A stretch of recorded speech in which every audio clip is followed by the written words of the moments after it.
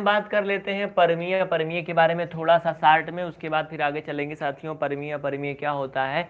देखिए, जैसे कि मैं आपसे पूछूं कि ये बताइए रेशनल नंबर क्या होता है, व्हाट इज रेशनल नंबर, परमीय संख्या क्या होती है? अभी भी ये चमक रहा है का? ये लो, ठीक है। तो चलिए बताइए, क्वेश्चन नंबर पहला, √9 संख्या है, आप जानते हो सभी ये संख्या है। कमेंट करके बताओ जल्दी से, ये संख्या क्या है? Option number A irrational number, irrational मतलब अपरमीय, और ऑप्शन नंबर 2 रेशनल परमीय संख्या। बताइए क्या होगा ये, इरेशनल होगा कि रेशनल होगा? आप लोगों का जवाब होगा कि ये रेशनल नंबर है, ये परमीय संख्या है। क्या है? परमीय संख्या है। क्यों परमीय संख्या है? ये रेशनल नंबर क्यों है? क्योंकि इसका वर्गमूल निकालोगे तो 3 आएगा। कितना आएगा? 3 आएगा, इसलिए ये रेशनल नंबर है। क्या है ये? रेशनल नंबर है। बात समझ रहे हो ना? ठीक है, तो यहाँ से अब आप समझते चलना, आगे बढ़ते चलना। कोई दिक्कत होगी तो बता देना कमेंट करके। चलिए आगे चलते हैं। देखिए, अब हमें क्या करना है साथियों, 1 का सी आप लोग देख लीजिएगा, प्रूफ कीजिए कि √5 या √3 एक परमीय संख्या नहीं है। इसको कैसे सिद्ध करोगे? जैसे लिखा जाए, पहला सवाल है जो आपके बुक के अकॉर्डिंग होगा, लिखिए। कुछ बुक में अलग तरीके से दिया है, इसमें 1 का सी है। क्वेश्चन नंबर फर्स्ट है, सिद्ध कीजिए कि 3 × √3 एक परमीय संख्या है। क्या करना है? सिद्ध कीजिए कि 3 × √3 एक परमीय संख्या है। बताइए इसको आप कैसे सिद्ध करेंगे? कमेंट करके बताइए कौन देख रहा है इस समय, जल्दी से बताओ कौन देख रहा है। कोई कमेंट नहीं आ रहा आपके,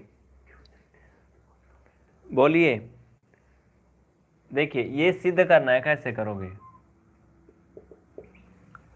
देखिए मित्रों, एक सिंपल सी बात है। जैसे कहा जाए कि कोई चोर है, हे मिस्टर आप फोन साइलेंट कर लीजिए पहले तो, ठीक ना। जैसे कहा जाए कोई क्या है, चोर है, उसको सिद्ध कीजिए कि चोर है। आप कैसे सिद्ध करोगे कि चोर है? बताइए कैसे सिद्ध करोगे कि चोर है? पहले आप उसको मान लीजिए कि वो ईमानदार है। क्या मानेंगे? वो ईमानदार है। और अगर ईमानदार है तो ईमानदारी के भी बहुत सारे गुण होते हैं, है ना। और अगर वो गुण उसके अंदर मिलते हैं तो इसका मतलब वो ईमानदार है, अगर नहीं मिलते हैं तो मतलब वो चोर है। बात समझ रहे हैं ना? मान लो कोई वफादार है या बेवफा है, कैसे मानोगे? जैसे आपका फ्रेंड है, ठीक है, आपका फ्रेंड है, अगर आपका कोई काम लगता है, आप किसी मुसीबत में हैं, अगर आपका साथ देता है तो मतलब क्या है? वफादार है। जैसे अगर किसी मुश्किल में आप फंसे, आप उसको बुलाते हैं, या फिर कोई आपका काम लगता है और आपकी हेल्प नहीं करता है तो क्या है? वफादार नहीं है। मतलब क्या है फिर? वैसे क्या है ये? 3 × √3 सिद्ध करना है, ये परमीय संख्या नहीं है। इसको सिद्ध कीजिए कि परमीय नहीं है। ऐसे सवाल जो हैं वो रियल में दिए होते हैं, मतलब ये परमीय संख्या नहीं है। ये बात तो सही है, दुनिया जानती है कि 3 × √3 जो है ये परमीय नहीं है। लेकिन इसको सिद्ध कैसे करेंगे? पहले हम इसको मान लेंगे कि ये परमीय संख्या है, उसके बाद हम परमीय संख्या के गुण से इसकी तुलना करेंगे। अगर ये उसके गुण में जो है तुलना करने पर नहीं आता है वैसा, तो इसका मतलब ये अपरमीय है, सिद्ध हो जाएगा। चलिए, माना 3 × √3 एक परमीय संख्या है। क्या है ये? एक परमीय संख्या है। चलिए इतना लिखिए जल्दी से। अगर इसको मानोगे कि ये परमीय संख्या है तो इसका मतलब ये 3 × √3 इक्वल, इसे आप r लिख सकते हो, जहां r क्या है?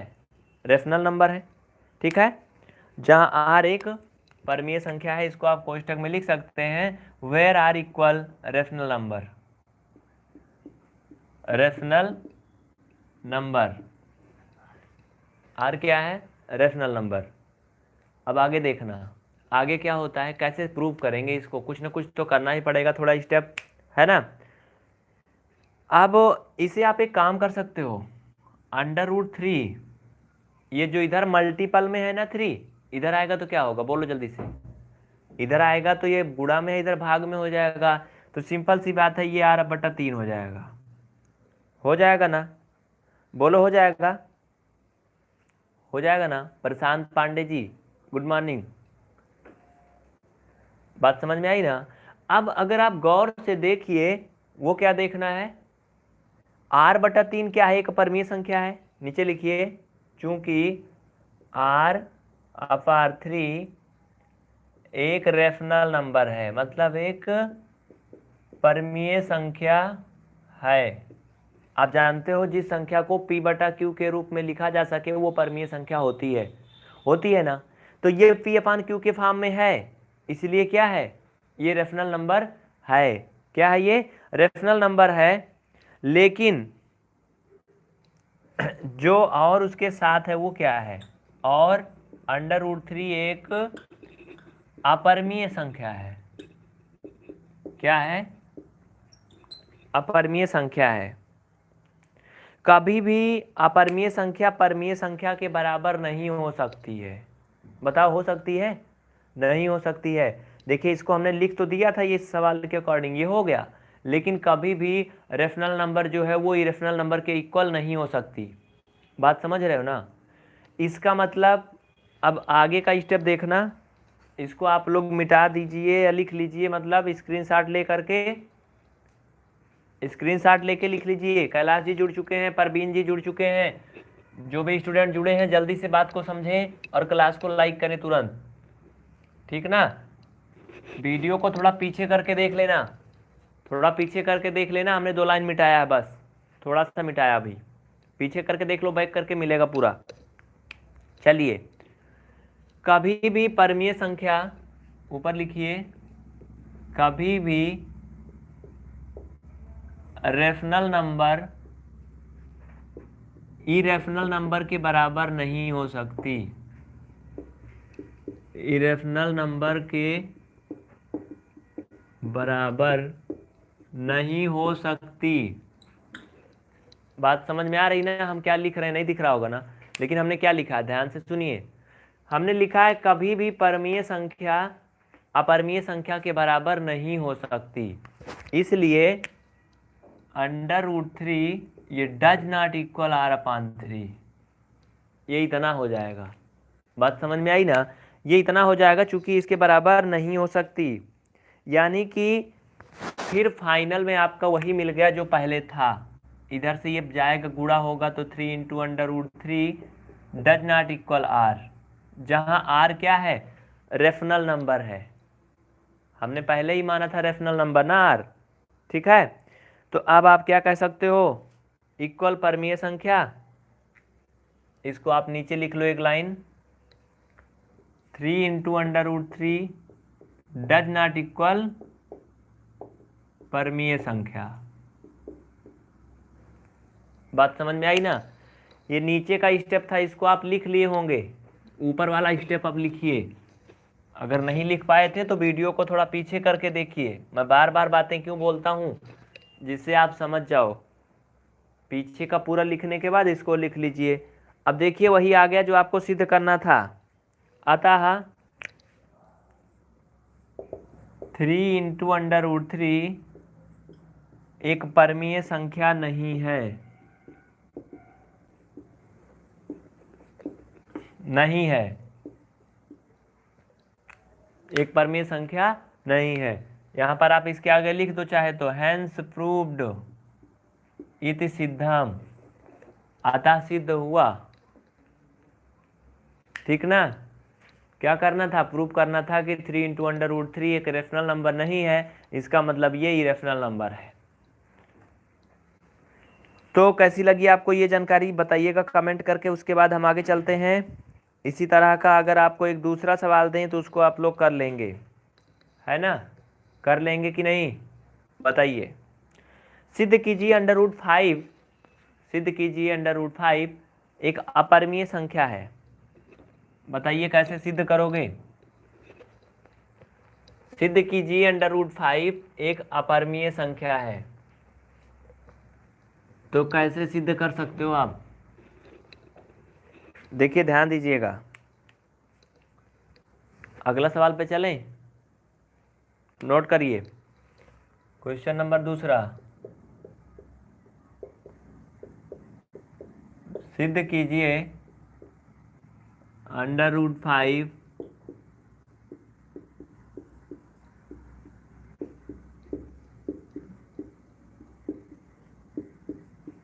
एक अपरिमेय संख्या है। कौन कौन कर लेगा, जल्दी से बोलो यस। और जो भी अभी तक इस सेशन को लाइक नहीं की जल्दी से कर दें, तुरंत देर ना करें। और आप लोग अपने नाम से कमेंट किया करें, ठीक है? कैलाश यादव जी, परवीन जी, आपके लिए मैं विशेष रूप से बोल रहा हूँ कि आपका जो कमेंट है ना बहुत बड़े नाम से आ रहा है। आप अपने रियल नाम से कमेंट किया करें, दूसरी आईडी बना लें अगर नहीं तो। सिद्ध कीजिए एक अपरिमेय संख्या है। कैसे सिद्ध करोगे? जैसे अभी आपने सिद्ध किया अंडर रूट 3 वाला, वैसे इसको भी करोगे। इसको मान लेंगे, क्या मानेंगे? लिखिए, माना under root 5 is equal P upon Q एक परमीय संख्या है, एक परमीय संख्या है। वैसे ही माने हैं जैसे पहले सवाल में हमने माना था, ठीक ना? ऐसे ही तो माना था ना, उसको आर बराबर माना था। जहाँ आर क्या है, रेशनल नंबर है, तो वहाँ भी एक फ्रैक्शन बन गया था। क्योंकि इसमें फ्रैक्शन बनने का कोई उपाय है नहीं, भिन्न नहीं बनेगा, इस कारण से इसको क्या माना, पी अपान क्यू के फॉर्म में पहले से माना है, ठीक।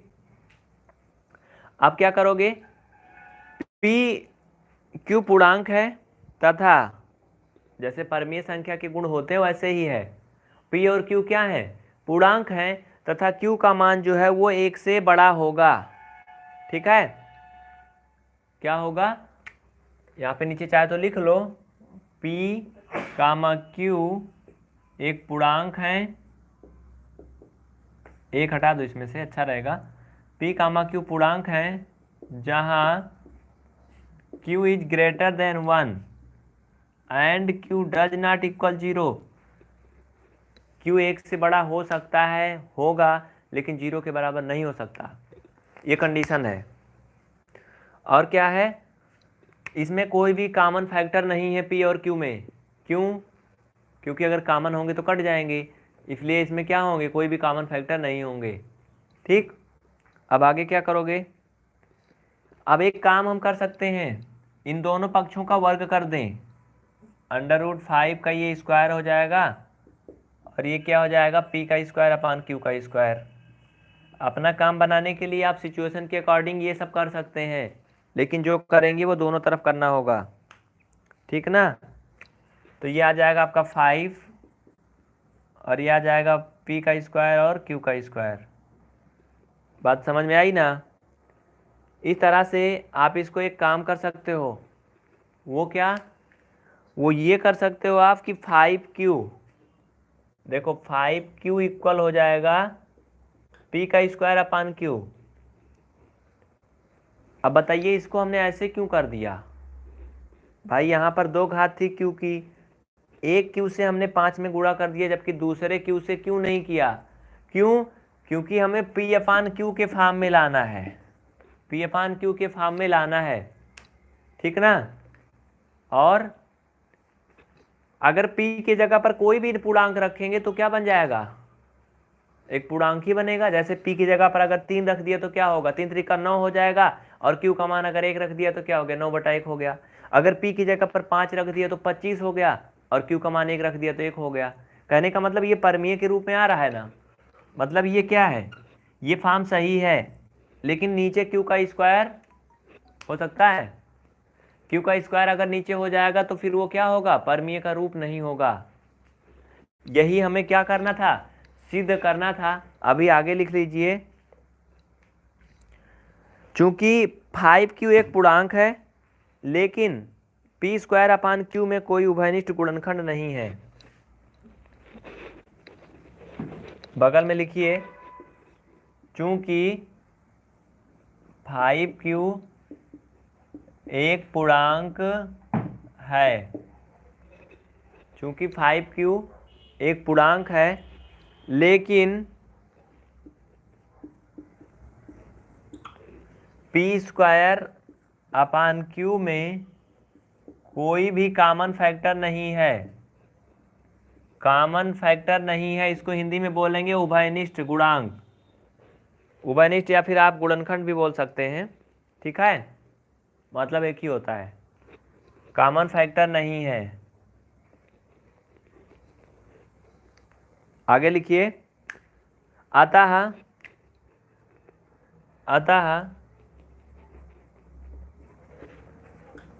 5q does not equal p²/q। 5q जो है वो इसके बराबर नहीं हो सकता है। कि हो सकता है, बोलिए कभी होगा? कभी नहीं होगा। देखो भाई, ये 5q है और ये p²/q है, तो इसके बराबर कैसे होगा? कब होगा? बोलिए, होगा? हमारे समझ से नहीं होगा। ये इसके बराबर नहीं हो सकता है। बात समझ में आई ना? क्योंकि ये क्या है? एक पूर्णांक है और इन दोनों में कोई भी रिलेशन नहीं है, कोई भी फैक्टर इसमें कॉमन नहीं है। अब नीचे आप लिख सकते हो, जो परिणाम सेकंड के विपरीत है इससे सिद्ध होता है कि हमारी कल्पना जो है वो असत्य थी। कौन सी कल्पना असत्य थी? वो कल्पना जो मैंने पहले माना था कि एक परमीय संख्या है। शुरू में माना था ना कि √5 = p/q एक परमीय संख्या है। एक कल्पना ही तो किया था, इमेजिन ही तो किया था। बात समझ में आई ना? तो यहाँ पर वही बात हुई जो हमने शुरू में कहा था कि अगर कोई चोर है, उसको सिद्ध करना है कि वो चोर है, तो उसके आप ईमानदारी के मतलब क्या करिए? गुण खोजिए। उसको मान लीजिए कोई ईमानदार है और उस पर बिलीव करना शुरू कर दीजिए, लेकिन शक की निगाह से। और फिर कभी न कभी उसकी चोरी आप पकड़ लेंगे और फिर क्या होगा? सिद्ध हो जाएगा कि वो चोर है, ईमानदार नहीं है। बात समझ में आई ना? तो वैसे ही कुछ हमने किया था इसमें। हमने इसको मान लिया था कुछ फल के लिए, कुछ क्षण के लिए कि ये क्या है? परमीय संख्या है। लेकिन जब हमने आगे देखा कुछ स्टेप, तो ये परमीय संख्या के रूल से नहीं चल रहा है। इसलिए क्या है ये √5 एक अपरमीय संख्या, एक इरेशनल नंबर है। बात समझ में आई ना? तो चलते हैं। फिलहाल आज के लिए इतना ही। बहुत छोटी सी क्लास थी लेकिन बहुत ही महत्वपूर्ण थी। इसी तरह के आप लोग सिद्ध करके दिखाइएगा √3 एक परमीय संख्या है कि नहीं है। मतलब नहीं है वो तो सभी जानते हैं, सिद्ध करके दिखाइएगा। सिद्ध कीजिए कि √3 एक अपरमीय संख्या है। इसको घर से करना। सिद्ध कीजिए √3 एक अपरमीय संख्या है। और ये भी बताइएगा कमेंट करके कि आपको प्रॉब्लम तो नहीं हुई ना। अगर 20% भी समझ में आया है इसका मतलब बहुत अच्छा है। आप अगली क्लास देखोगे तो 100% आएगा। बस कुछ परसेंट आना चाहिए, ठीक ना? कुछ परसेंट आपको समझ में आना चाहिए बस। तो जल्दी से इस क्लास को आप सभी लाइक कर दें और PBR स्टडी इलाहाबाद को अभी तुरंत सब्सक्राइब करें। अगर आप इस क्लास को फेसबुक पर देख रहे हैं तो वहाँ पर PBR स्टडी के फेसबुक पेज को तुरंत लाइक करके और फॉलो कर